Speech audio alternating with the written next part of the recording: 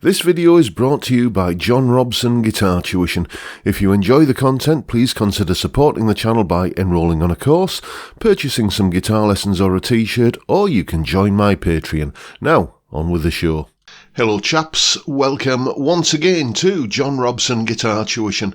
As always, I do hope you're well. As the title of today's video suggests, what I'm going to do is show you how to take the first steps in learning to figure out songs by ear without having to rely upon internet resources that may or may not tell you the right chords for the song. It all begins with learning to figure out the first chord of whatever song you are interested in learning. And, well, here's how I do it. Okay, then let's imagine we want to work out the first chord in some song or tune. What I've done here is loaded a tune into Audacity. This is a track from an album I did years ago called The Whiskey Made Me Do It, and as you can see, the track is called Don't Tell Him, Pike. Anyway, what I want to do is identify in the waveform where the first chord begins. So if I just hit the space bar, which is play in Audacity, let's have a listen.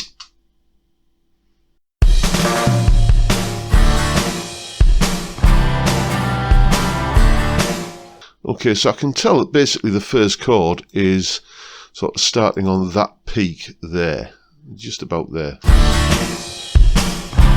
And when it hits that peak there, then it's going to a different chord. We can worry about the next chord once we've got the first chord. So what I'm going to do is just drag across and select that piece of the waveform there right up until where it hits that second peak where the chord change happens. And in Audacity, if you do that and then hit the space bar, it'll just play that that section that you've selected there. Let's just tighten that up a bit. But what you can also do is if you hit the shift key and the space bar, it'll loop it like this.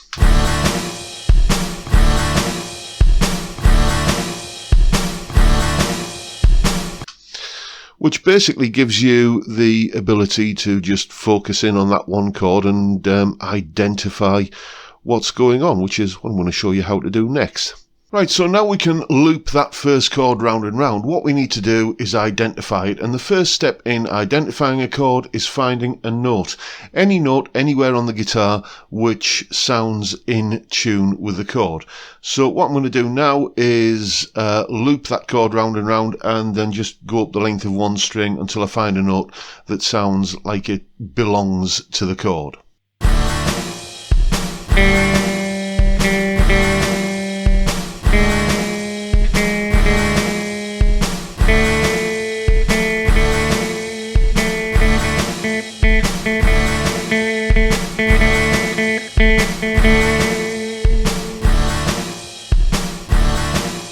Okay, so we've identified a note that sounds in tune with that first chord. It's the note at the second fret on the third string, which makes it an A note. Now, basically, what that means is that the chord that we're trying to identify has an A note in it. Any note that sounds in tune with the chord that you're trying to figure out will sound in tune with that chord because that note is in the chord. So it would help if we knew what chords contained an A note. Well, obviously, an A chord contains an A note. So does an A minor chord. Which other chords? Well, we've got a D chord containing an A note. D minor contains an A note. What else? Well, an F chord contains an A note, and so does an F sharp minor.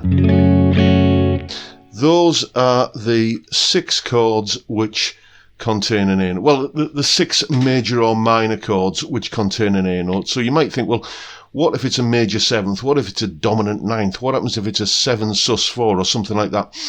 Well, it might be, but two things. First of all, the majority of rock and pop music of most stripes is based largely around major or minor chords. That's the first thing to consider. The second thing is to realise that, well, if it is some more kind of complex chord, it will inevitably be based upon a basic major or minor chord. Major sevenths are based on major chords, minor sevenths are based on minor chords, and so on and so on.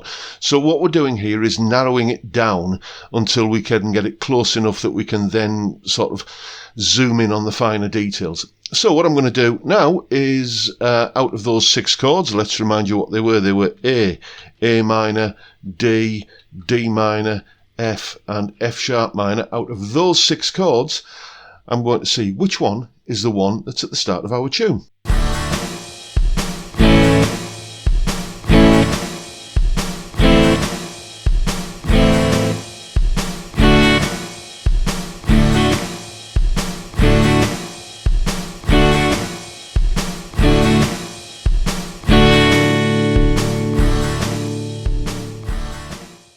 Okay, so you could tell from that the chord in question is a D major. Basically, it's just the one out of those 6 possible chords, A minor, D, D minor, F, and F sharp minor. It's the one that just sounds like the chord that you were hearing.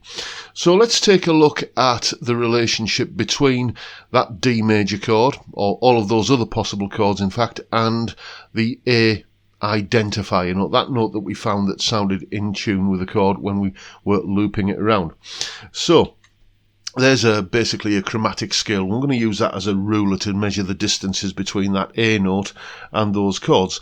So you can see that the A and A minor chord are 0 semitones above the A identifier note. The D and the D minor are 5 semitones above that A identifier note. The F chord, that's one of the other possible chords, is 8 semitones above that identifier note, and the F sharp minor is 9 semitones above that identifier note. So that's basically the magic formula, if you like. Just think it always goes major, minor, major, minor, major, minor, and just think 0, 0, that would be A and A minor, 5, 5, D and D minor in this case, 8, which is F, and 9, which is F sharp minor. Those are the 6 possible chords, 6 possible major and minor chords that have an A note in them, and that's the same for any note that you find as an identifier note. So for instance, if it was an E note that you found was, you know, the in tune note with whatever chord, you'd have an E and an E minor. Then 5 frets above E, you'd have A and A minor. Then 8 frets above E, you'd have C, and 9 frets above, you'd have C sharp minor. So those would be the 6 possible chords that would contain an E note, and one of them would be the right one if you'd identified the note of E as being in tune with the chord that you were trying to identify. As I said earlier, this will give you a basic major or minor. Then what it's about, well, is it just like, for instance, if that D major chord, if D major had sounded like the closest chord, but it wasn't quite there, maybe it's a D major 7th. In this case, it isn't. It's just a D major chord, but you'll learn to recognise the slightly more flavoursome sounds of like things like major 7ths, dominant 7ths,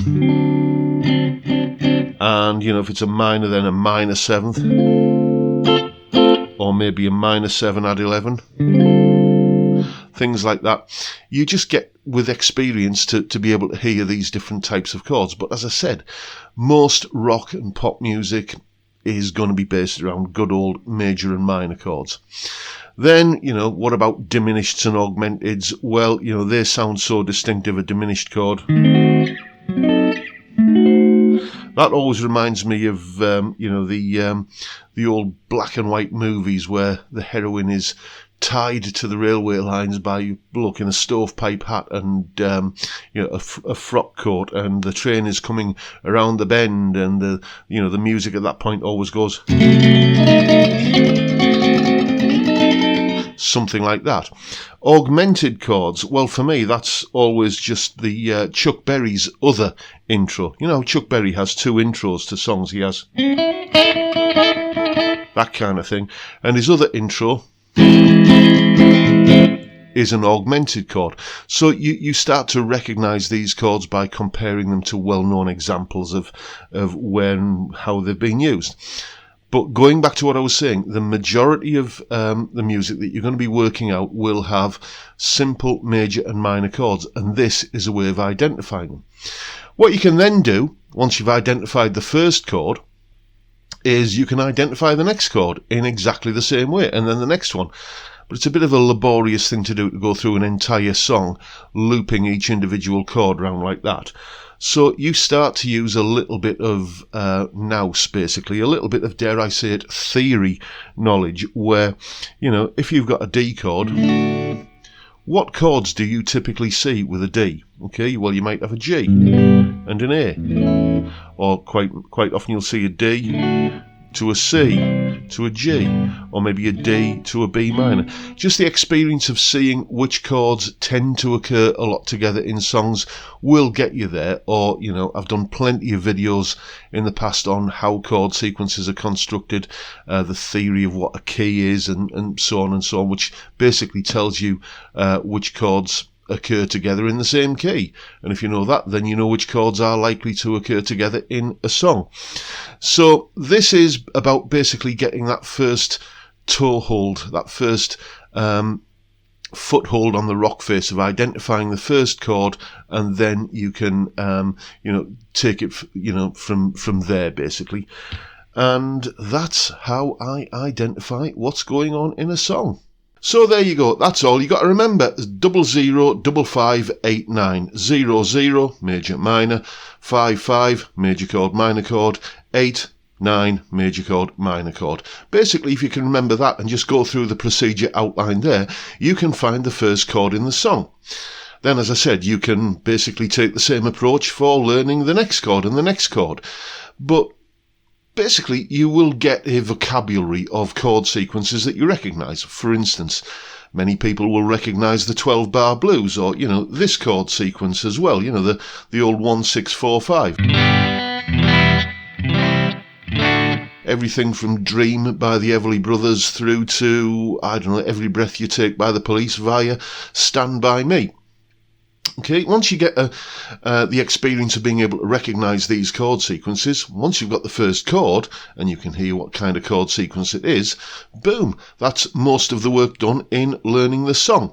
Also, I'll tell you what, I'll put that tune that we were dealing with in that clip there. In fact, no, I'll put the whole album up as a special thank you for my Patreon supporters. The album is, as I say, called The Whiskey Made Me Do It, and that's a track from it called Don't Tell Him Pike, and it's all up there as a free download on my Patreon page. There's the address, and the link is in the description, and I'll also put the that explanation clip that you've just seen up there, so you can download that and keep that as well, just in case you want to watch it again and remind yourself, or maybe take some notes at your leisure.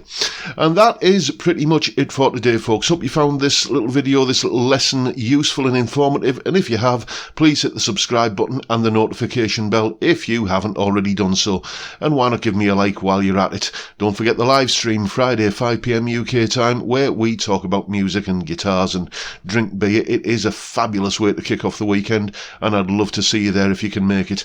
But for now, I'll bid you all a good day and say thank you so much for watching. Thank you for your time. Look after yourselves, folks. Stay well, stay safe, and above all, stay sane. Bye for now.